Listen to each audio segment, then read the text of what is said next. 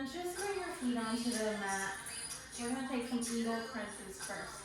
So wrap your arms around yourself. Right arm on top, give yourself a hug. Either stay here or take the eagle wrap. You don't have to.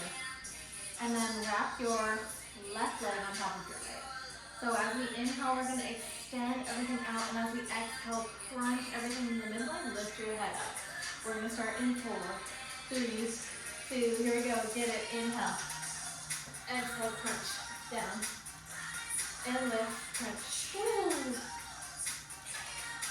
We'll take 8 more right here, and then we'll switch. And 7, woo, 6, 5. If you want more, kind of stretch out a little bit more, crunch up a little bit more. And your head is relaxed. In 4, let's switch legs, switch arms. Last 3, last 2, and 1. Here we go. Uncross the legs, just switch it up. Uncross the arms, just switch it up. And inhale, extend, and exhale, crunch in. It's inhale, extend, and exhale, and crunch. Woo. And breathe. So you're moving from your core. 8 more, right here. You're here for 8. 7.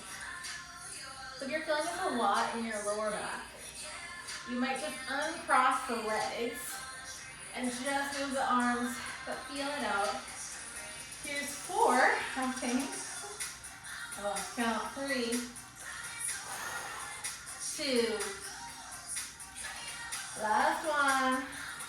Then we're gonna extend our legs up to the sky. Uncross your arms, bring your hands behind your head, just crunch. Down. Woo. Lift your shoulders.